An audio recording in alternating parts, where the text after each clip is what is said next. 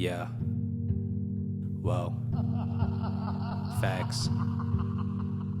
Can't go out with a person like me. Yeah. Full moon out, I'm a fucking high beast. Raw than I'm on, I can only dry clean. Asking if I'm God, I say bitch, I might be. Bitch. What is going on, YouTube? It's your boy, One Star Week for, and we are back for another Weekend League wrap-up. That's right, guys. I'm still playing the Weekend League. I have no idea why. I don't think any of you guys are still playing the Weekend League, but I'm still here.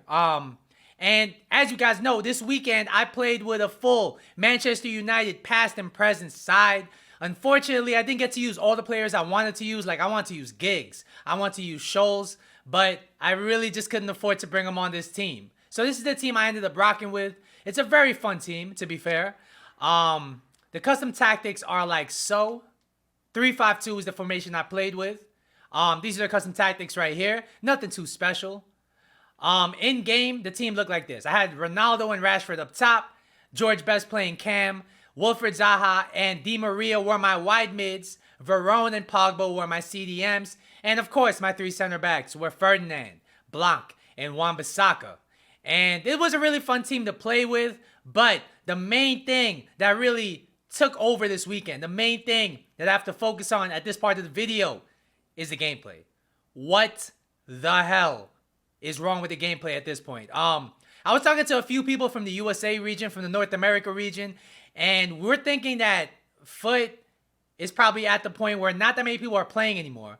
It seems like we're getting matched with people that are far away from us. Like, I think I was talking to Wayne. Yeah, I was talking to Wayne, who basically I've been opening his rewards the last couple weeks. He's the guy who got Elite 3, and he said that we've been getting matched with people from South America and places like that.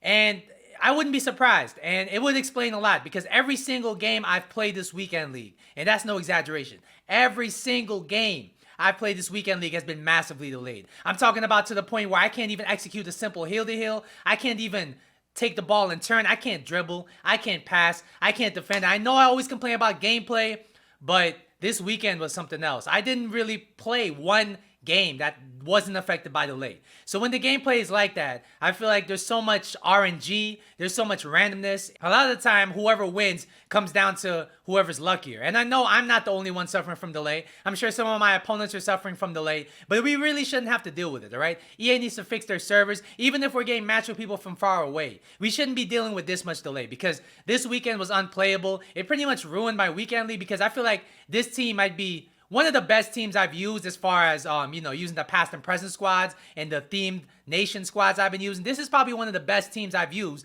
one of the funnest teams I've used, but a lot of my fun was ruined by the fact that the gameplay was just so shockingly bad. And yeah, I'm done ranting about it. It is what it is. I'm sure a lot of the people from North America can vouch for me. This gameplay is just, it's a joke, and I'm looking forward to FIFA 20. I'm hoping FIFA 20, they fix their servers or the gameplay's a little better or something, because it's not fun to play. It is no longer fun to play the weekend league. The only reason I'm playing is just to give you guys content, to try new things on the channel, everything like that. But we're going to look at some of my players' records. So, Ronaldo, I played 25 games with him. He got 16 goals, 9 assists. A lot of people are wondering, is Ronaldo still a meta player at this stage of FIFA? Obviously, the answer is yes. The other striker was Rashford. He actually had a pretty good record. He was scoring a lot of important goals for me, surprising to say the least. Zaha initially was playing striker for me. Eventually had to move him out wide because he just didn't have a good enough finish for me. Di Maria initially was a super sub for me, but he was playing so good off the bench with just his dribbling, his pace. I had to bring him on to the starting lineup. On the bench, I had Van Persie, Ibrahimovic, and Schweinsteiger. Honestly, all three cards are really good. I'm going to go more into detail when the gameplay hits your screen. One player I do want to talk about here is Dybala.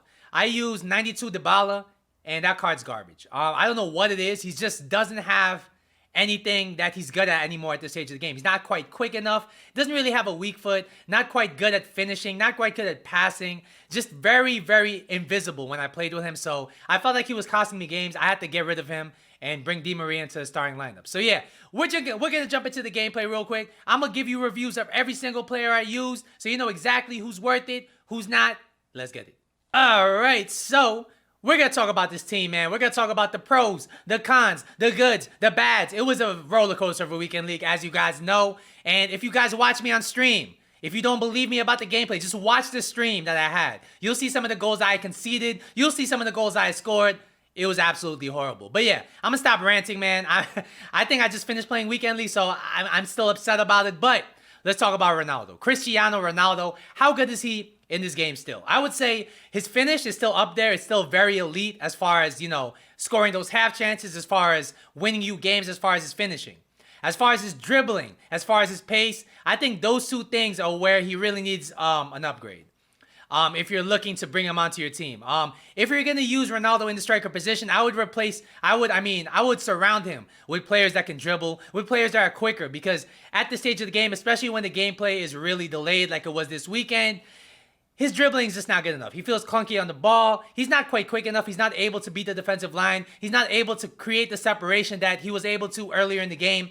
So in those two places, he will let you down. But he's still a very good card. And for 600K, is he worth bringing into your side? I would say absolutely. He's still a very good card, and I can't recommend him enough as far as his finishing, everything like that. Now let's talk about Rashford. I bought him for 77K. I'm pretty sure he's dropped. 77K was the price he was going for. It was his minimum bid, and he wasn't selling. I had to buy him because the first team I was using this weekend league just wasn't working. So, how is Rashford in game? And honestly, he's surprisingly good, all right? The main weakness he does have, as you guys probably would expect, is his finishing. His finishing is very inconsistent. However, he got himself into dangerous positions. He still has very, very good dribbling. He still has respectable physical, really good pace. So he's able to get himself in position to score a lot of the time. He's still able to get himself in behind the defense. He's still able to be the man. So he does get a lot of opportunities throughout the game to score, and that's why he scored so much for me. However, if he's going to be your main scoring threat, you're going to find him laying you down time after time as far as scoring one-on-one chances, because that's his main weakness. I think he would probably make a really good super sub. However, for the price, I think he could do better using a cheaper team of the season player that's going to have better stats than him. As a starter, I would probably play him as a wide cam, as a winger, not necessarily a striker, unless you're really on a budget like that, unless you need him for chem. Overall, I would say it was a solid card, not anything special at this stage of the game. The next player I'm going to talk about here is Angel Di Maria. A lot of people got mad at me in the comment section for using him because they're saying he's a snake, and that's fair enough. But I did have to use him because he's one of the best Manchester United players I could use that played for Manchester United in the past, and that's not too expensive. So I decided to use him. And in game, he was really good. I was using him as a left mid in a 3-5-2, as you guys know. And defensively, his contribution was surprisingly good. He does have decent defensive stats. He does have good physical stats. He is pretty tall, so that's pretty much good enough to put in the shift defensively. And I think he would really play well as a CM if that's what you want him to do. As far as his finishing, it's hit or miss, all right? He does have the 2-star weak foot. We can't ignore it. And it does let him down from time to time.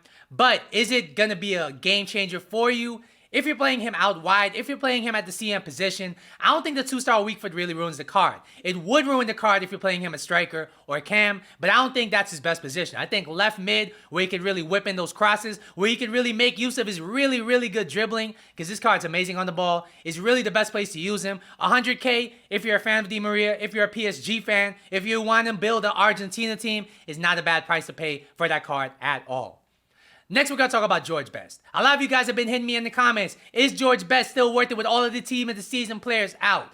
I mean, as far as price goes with a market crash, I wouldn't say he's really worth bringing into your team unless you're a George Best fan. However, is he still good? I would say yes. Is he still usable at the highest levels of Weekend League? I would say yes. I mean, his pace is still there. His finishing is still very good. He's still amazing on the ball. He still has decent stamina. He can still play any position offensively. He could play wide cam, winger, cam, striker. He can pretty much function in any position. In a pinch, he can play CM, so he's a very versatile card. And if you're a George Best fan, I wouldn't hesitate bringing him in. He's a very good card. Next, we're going to talk about the midfield. And the midfield pretty much consisted of Varane and Pogba. How did they play in game? All right, so Varane, I used his prime card at the beginning of the year, like early FIFA, and I used him as a CM in a 4-3-3 attacking. And I really, really liked him at the beginning of the year. He was able to be an effective, pretty much playmaking CDM in the sense that he was able to break up play. He was able to put in the challenge. At the same time, he wasn't a slouch on the ball. He could finish long shots, and he could pass. He's really a good box-to-box midfielder when you think about early FIFA. Now, how is he? I would say he's pretty average, all right? I mean, did he let me down in game? I would say from time to time he did. Just his lack of jumping, his lack of physical was really exposed when coming against like the stronger team of the season players, the more physical team of the season players. They were able to really boss him around. On top of that, he's not really exactly quick anymore. So I love the faster team of the season were able to just run past him. I wasn't really able to catch up. Verón, what he's good at though, he's still good at. He's still good at passing. He's still a decent dribbler. He still has a good long shot on him. Unfortunately, I didn't score any goals with him. He was able to get a bunch of assists throughout the game, so he did still have a major impact as far as, like linking up play. Would I bring him in? I bought him for 332K. Would I bring him in for that price? I would say absolutely not. He's not worth that price at all. I think he's one of those cards where the meta is just really past him. The team of the season, the power creep has really just passed him. So he's no longer a meta card, and I wouldn't really bring him into your side at all. How is Pogba? I would say Pogba was amazing. He's pretty much everything I expected. I mean, his physical, his defensive capability, even though his defensive stats aren't anything crazy, was very surprising. He's pretty much a cheap man's Hullet. He's not quite as good as Hullet, but he's very close, and he's a fraction of the price. So if you're on the fence, whether you should do the Pogba SBC, I would say go for it. His dribbling for such a big man is so unique. He's able to finish inside and outside the box now. He's able to win you headers. He's a very well-rounded card. I think his best position is still CM, but he can work in the CDM position in the 2 CDM formation. I wouldn't play him as a lone CDM just because of his high-low work rates, but he is able to play a lot of positions, and he's very much like a Hullet light in that regard. Now let's talk about the defense. So, Wan-Bissaka. How was team of the season Wan-Bissaka? I would say he's a very solid card defensively. He's very similar to how he is in real life, actually. Defensively, he's very solid. He puts in the shift. His tackle, his positioning, very, very good. Going forward, I did expect him to be better with his 99 agility, 97 balance, but I think his 70 composure really lets him down. Anytime the opponent got close to him, he would get dispossessed just like that. Just with the snap of a finger, he would get dispossessed. It was very annoying. Initially, I was playing him in the right mid position, pretty much as like a right back, right mid combination type of player. He wasn't really good in that position because I feel like whenever I tried to build up through his side, he would get dispossessed. So I moved him back to the center back position where he really did well in a 3 at the back formation. So I think he's really good as a defensive fullback. He's really good as a third center back. And he's really not a bad player to bring into your side. I mean, he's 20K. I would say he's definitely worth 20K if you're looking for a cheap option. And I could only recommend this card as far as defense goes. Baby Ferdinand. A lot of people like this card at the beginning of the year. I remember even F2 Tex was using Baby Ferdinand for the longest time. How is he in game? I would say he's very decent.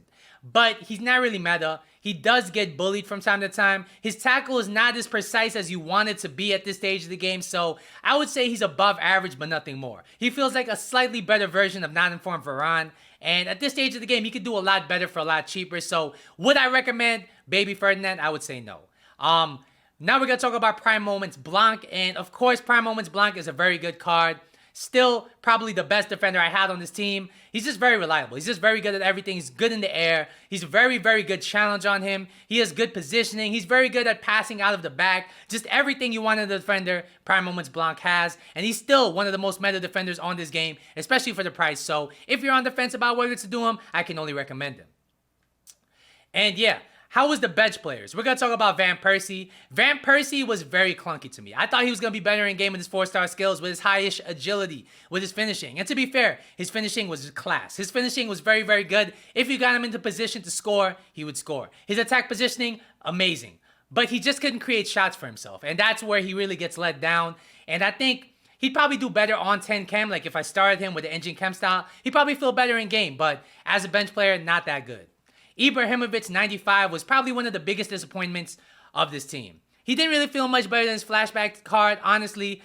He didn't score any goals for me. He hit the post like a million times. I'm just going to put that down to gameplay. But like I said, he didn't really offer me much more than the flashback card. So if you're on the fence about whether to do him or the flashback, I go for the flashback. And the biggest surprise of this team must have been 81 Schweinsteiger.